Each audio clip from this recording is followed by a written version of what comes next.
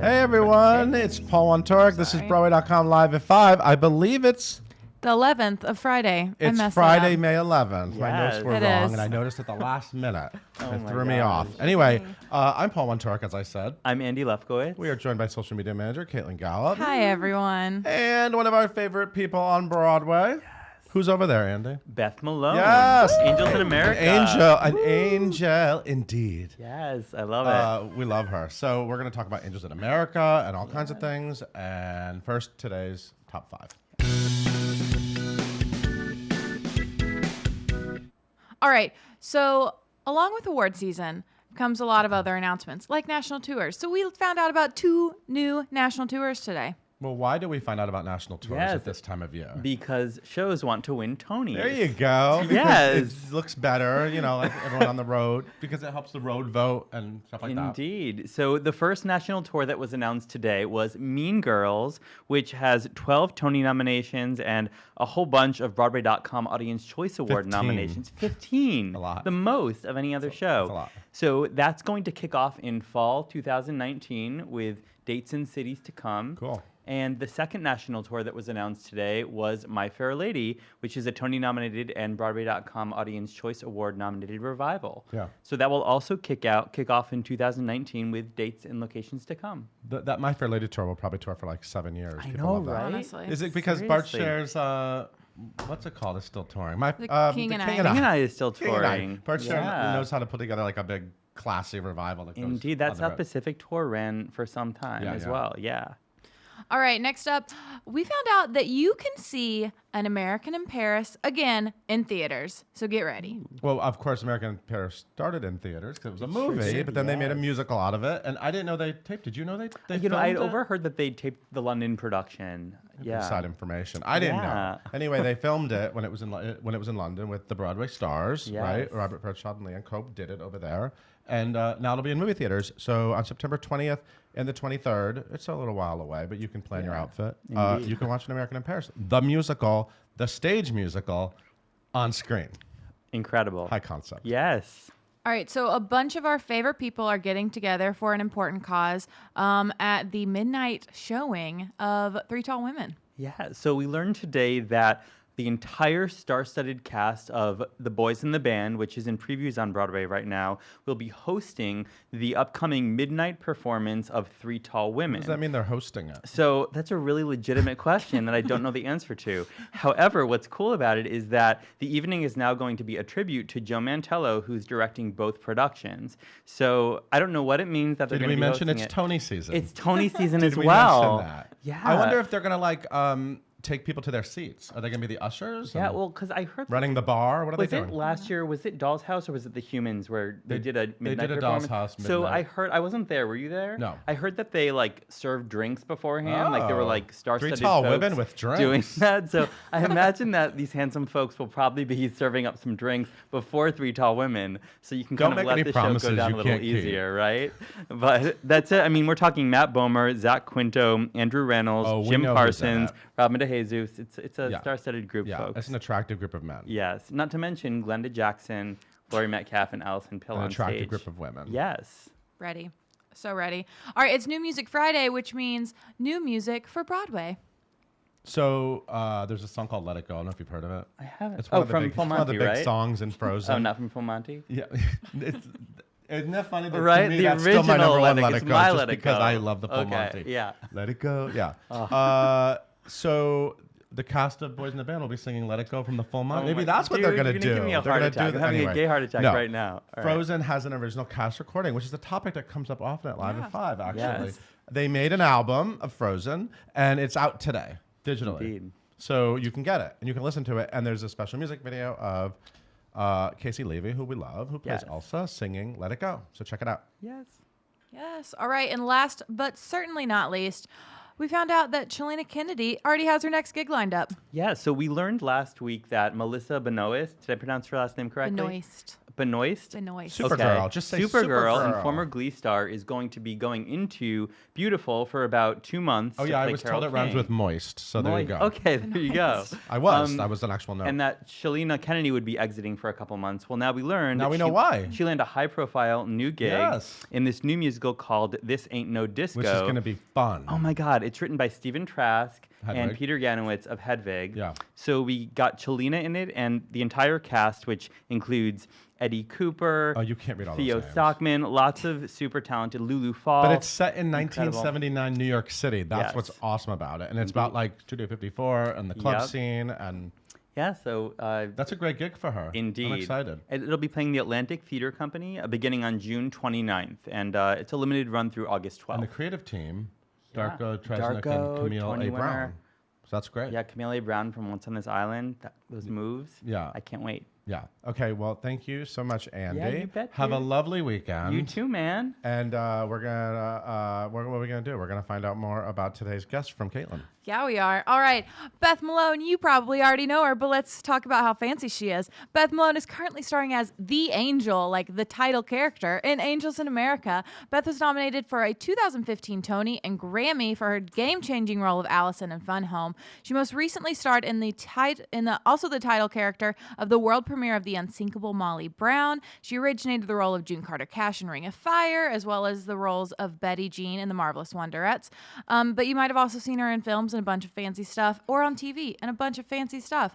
But let's get back to Paul and Beth and send in your questions, because I know you have them. What's up, Beth Malone? Nothing. Why? What do you ask? Why? God, I love that hair. Do you? Yeah, it's your Angels in America hair, right? This is for the gig. Yeah, it's for Yeah. the gig. Yeah. I was sort of like, excited to do it, and everybody was like, "Don't do that. What are you, crazy? Say no." I was like, "Why? I mean, when will I ever I love it. do this?" Yeah. And once I did it, it was really shocking at first. I would walk by the mirror and be like, "Oh my God," it was really like I couldn't sleep the first night. It was really upsetting. But then I sort of got used to it. Now it's going to be weird to change back, I think. Right.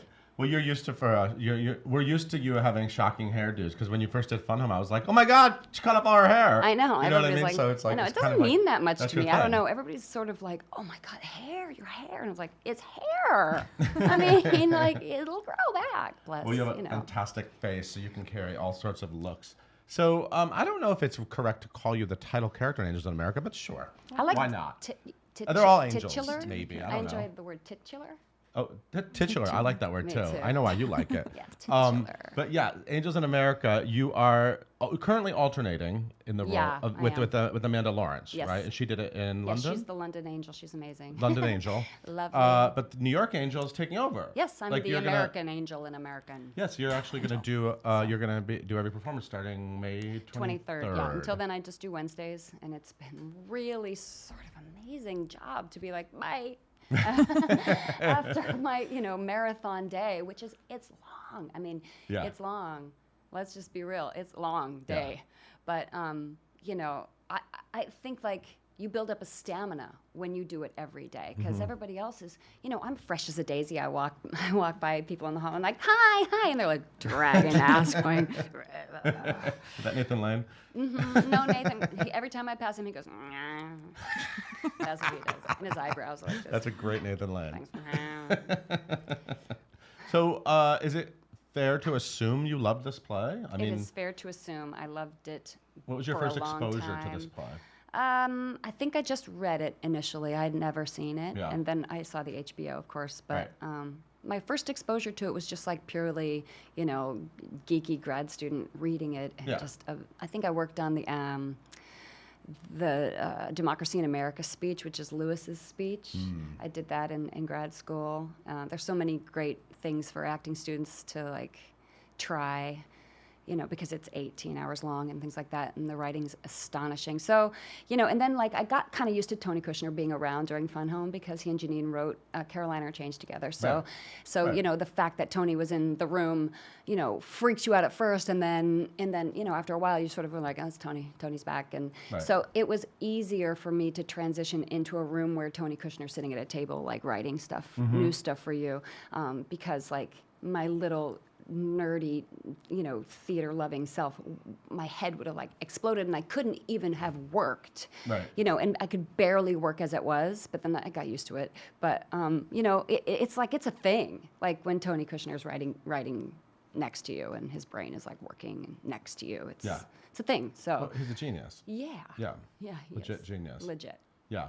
So this production came from London, obviously. Big hit over in London, and Sold out at the Lee National Pace- the day it went on sale there. Oh, yeah. The entire run sold out Yeah. the day it went on sale. Because it felt, not only is this a play people want to see, but it felt like it was going to be a big production based on Yeah, the an cast event. and Marianne Elliott, and it was Yeah. like, okay, this is a must see. Yeah. So it was coming over to New York. At what point did you know they needed an angel? Lee Pace joined the cast as well. Yes. He didn't do it over there. It was it was the end of the summer, and I put myself on tape for it. Okay.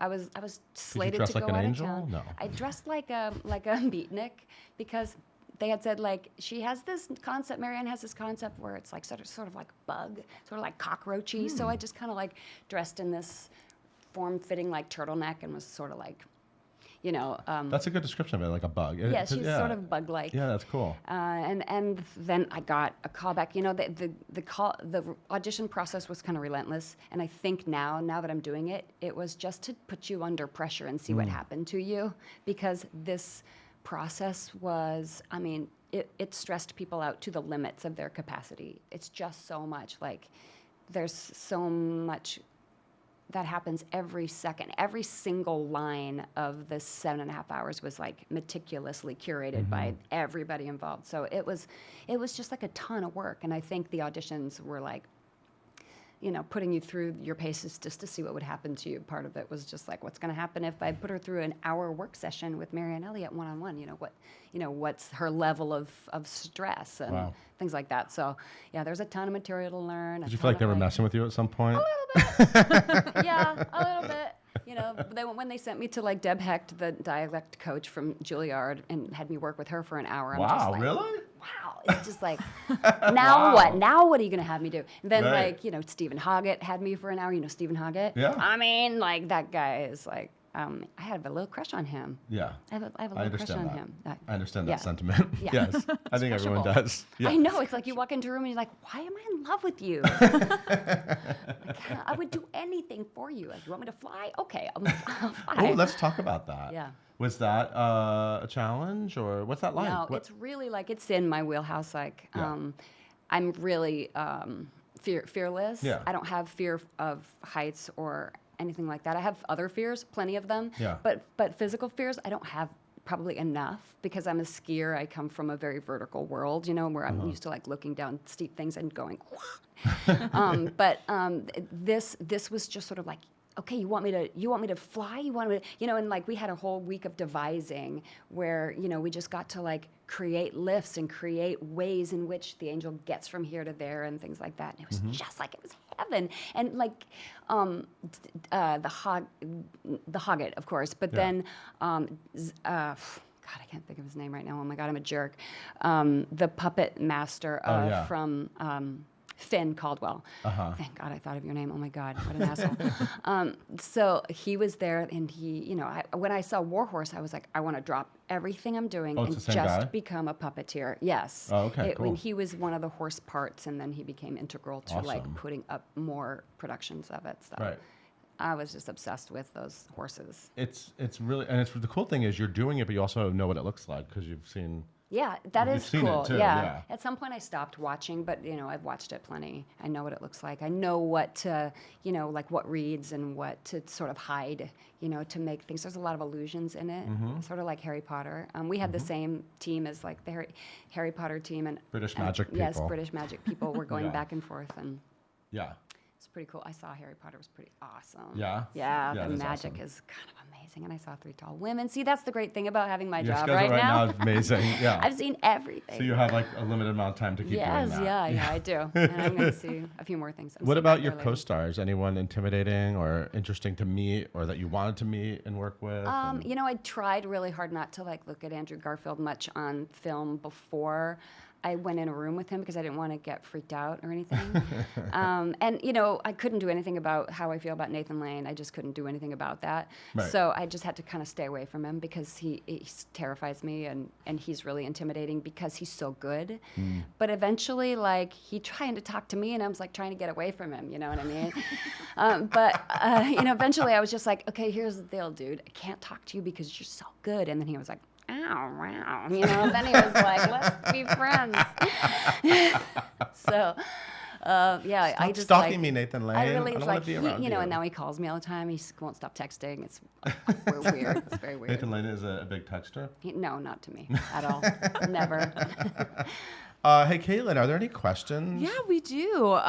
Alec wants to know, did you see the National Theater Live broadcast of Angels in America before you got involved with this I production? sure did. It was just enough to really freak me out and be like, oh my God, it's so I didn't see it good. in the theater. In the movie theaters. So beautiful. Yeah. It really is. It's beautiful. And they shot it really well. They shot it really beautifully. And yeah, so I was just sort of like, you know, to go from an audience member of that thing to be like, how am I going to ever be on the other side of this? Because it's like, it's gigantic. You know, when you look at it from the audience, you're like, it's just monumental. It's like, how did you build, you know, that tower? You know, like the whatever tower, you know, you like, how would you start?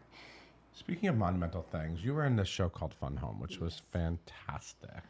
Tony nominated. And I remember when the run of that ended, we actually had a conversation about sort of like what's like now what, because it wasn't such a big thing for you. What's it like now looking back on it and the experience of it? And it's interesting because we had like an unofficial sort of mini reunion last night at the library, the bar above the public, because Judy and I went to see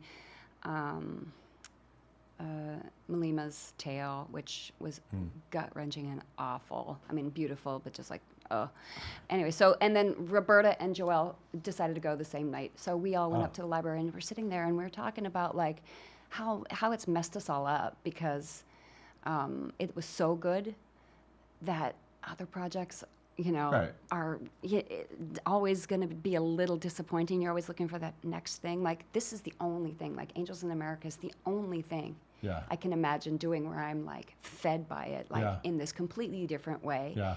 But in retrospect, Fun Home is a sort of a forever feeling. Like, we had this group text that went by, and we had opened, like, 3 years ago, a couple weeks ago. And we had this group text where we all, you know, chime in every once in a while about one thing or another. And Roberta was like, it's 3 years ago. And my only response was like, Fun Home forever. And for me, that means it lives in this fresh way forever. And I did this thing with Kathleen Marshall at 54 Below a couple nights ago. We were singing Jerome Robbins tunes and all these oldie-timey tunes. And I looked at these young people all singing these oldie-timey songs and thought of the actors that played them first. And I thought, like, some dyke 30 years from now is going to be singing Ring of Keys or like little, like a Telephone Wire. And I just was like, God, it's a good thing. I mean, it's a great thing. Like, to be visible is a great thing. To be relentlessly visible is a really, really good thing, you know. And a lot of people, they're doing it now, and I feel so happy, you know, whenever I see an artist just be like, yeah, and I'm a proud queer artist and all like that. I just like, because it just feels like Fun Home was bigger than any of us for that reason, you know, for the visibility reason, but it was also intensely personal for all of us, and life-changing, life-altering. Even Michael Cerveris, who's like the shit, you know, he's just like, yeah, it's ruined me. It's ruined me for musicals, you know. Yeah. I love that show. Thank you. What else is going on out there, See, you Kate? have All right. taste. You have excellent taste. She's excellent taste. David wants to know, what was the most or has been the most surprising audience reaction you've had during Angels in America so far? Sometimes the laughs are mean. That's what I was like. When it's like, when we say, in my church, we don't believe in Mormons, you know, he says that. And everybody goes, ha, ha, ha. And sometimes it gets applause. I'm like, well, let's not be hating on the Mormons. Like some of the laughs are just so mean. It's just like, so that's interesting. What has been surprising to me is that it's like in this age where people aren't dying every day from AIDS, you know, that the play gets to expand and be about more things. Because I remember when Well, first, when I first watched it in the rehearsal room, like it was gut wrenching, and like all the mourning of all the people that we lost. You have to go through that. I think the first time you watch it or read it, it's really about your own personal loss stories. It can be, but then once you get through that and get to the next reading of it, then the other themes start to open up and open up and open up like a peony or whatever. It just keeps opening up in this way where it can be about so many more things than that. And it's just like it's about everything that happens to human beings happens in Angels in America, they say, Wow. And it really is. That's why it needs to be that long. So that's been surprising that it's like it has expanded beyond a gay play. Like even I would say to Tony Kushner, if I ever had a beer with him, I would say, take gay Fantasia out of the title because it keeps people away who should sit in the audience and see it. Like my parents, I don't think are going to come and see it because of the word gay Fantasia in the title. Wow. And That's interesting. I'm like, this is it's just like so much more than that. And shame on you anyway. Right. Well, Tony's probably watching, so Hi, he's Tony. obsessed with Live at 5. Is he? Do you watch it a lot, Tony? Do you watch He's it always a lot? commenting. Every Yeah, time. he's What else, he's Caitlin? texting questions. All right, Tony actually wants to know. Just kidding, it's Megan. Megan It's wants 40 to pages know. long, his question. Yeah, honestly, what was it like to originate a character based on a real life person who is alive, who also wrote the bass for your show? I'm assuming she's talking about Fun Home. I imagine you're talking about Alison Bechdel. Yeah, that makes sense. It was at the time. It was like an Might have been about adjustment. Molly Brown. It was about Molly Brown. Sorry Molly about that. doesn't come to the shows. Molly is dead. No, Alison Bechdel. Alison Bechdel is alive, and at first it was really a weird adjustment to being like, oh my God, she's in the audience. Oh my God, she's in the audience. Just don't think about it and don't look over there. And then you kind of got used to be like, oh, Allison's here again. And then it was sort of like, Allison's here. We're going to do it really, really right for her tonight, So it was just wild but I get really possessive about the material as it goes out in the world regionally. And I've seen some regional productions where I'm like, ooh, because it's her family, and I'm really, I was always really, really careful about treating her family with a lot of respect because they're alive and they're real people and they are around, and they come to see it, like. Well, it's weird because they're characters. They're real people, but they're characters. So I can see what you're saying, that like when people are playing characters, maybe it goes into directions that you're like, wait, that's not honest. Yeah. I've seen Bruce played like flamboyantly gay. In a regional production, or like the guy Roy who comes in, I've seen him be like, anybody home? And I'm just like, no, like let's just be careful about this with this material. So for me, I'm a little bit, it freaks me out a little bit still to have people treat it without a whole lot of research and respect, because I care about, because it was a really hard thing for her to write about her dad. Yeah. And so to be a friend of someone now and to have that friend feeling vulnerable as her dad is portrayed out in the world posthumously, it's but then it's like, it's none of my business really, it's really. That's really interesting. I never would have thought of that. That's like Yeah. a really interesting perspective Yeah. that you have as being part of it. I think I'm going to drive around to like summer stock productions this see summer some Fun Home and make be sure like, there's not I too have some flamboyant. notes for you. Yeah. These notes are from Beth Malone, I'm the sorry. Angel in America. But I do think like there maybe Lisa needs to write like a set of, I mean, I haven't read the script or what she says in the beginning, but I think, because Tony Kushner writes a ton of things in the beginning of Angels in America, like ways you can fall into the pit, Oh, wow. ways you can go wrong, things that can trip you up, and like don't spend too many hours trying to figure out how the angel flies. That you have bigger fish to fry with the text. So Wow. like, she could walk around. The angel Right. could just literally walk around. Don't waste rehearsal time on flying technique, Right. If you have the time, then go for it. But if you don't, deal with the text because there's enough to deal with as it is. Wow. good. Yeah. That's What good. else, Caitlin? I know we have to go soon. All right. Yep. All right. I think this is gonna be our last question, but thank you all so much for Make a sending good them one. in. All right. You've been talking so much about how much you love Angels in the script and the text, especially. David wants to know: are there any other scripts that you feel that way about, like either reading from grad school or recently that you've read that you're just like I love? think Three Tall Women holds up in this way. It's structured in this gorgeous way where the language is really, you know, just like you just float on the. First of all, you know, Glenda Jackson's performance is amazing, but like really, those speeches are gorgeous, and the you know, the structure of it, it's you can't argue with it. So like a really well made play. I want to see it again. It was my first time seeing it, and I feel like I need another. Like, I loved it, but I would love to like absorb it. I feel more. like it really spoke to me, but I've talked to other people who were like, meh, it was okay, or I liked it, but it didn't do that to me. But I was just like, I was living for it. Yeah, me I was too. like, Three Tall Women was like everything to me. Yeah. And Laurie Metcalf, come on. Yeah. You should do a show at Laurie Metcalf. Would you want to do that? I would. I was in an audition situation with her where I was sort of like Nathan Lane with her. I was just like, just get away from me. I can't even look at you. I can't talk to you. Like Stephen Sondheim came to see Sondheim came to see him, and I was just like, I saw him, and I was like, gotta go the other way. Can't, like, really, really famous people, or people who are just like, who really freak me out. Like, I can't. I wouldn't be like, hi, Stephen Sondheim, I really like your work. I'm like, what am I going to say to him? I was like, nothing. The answer is 0 things, and I'm going to go that way. I love that about you. Ugh. Beth, thank you for coming by. It was my I adore pleasure. you. Thanks for I having love me. this production of Angels in America. I need to see you play the angel. I Yeah, didn't you see you do. play the angel. Yeah, so it's fun. I might go She's a check little out bit that Angel more in badass America. and It's a at the little Neil more- Simon Theater. It's nominated for 1 million Tonys. It deserves all of them. Thank you for being here. Thanks for having me.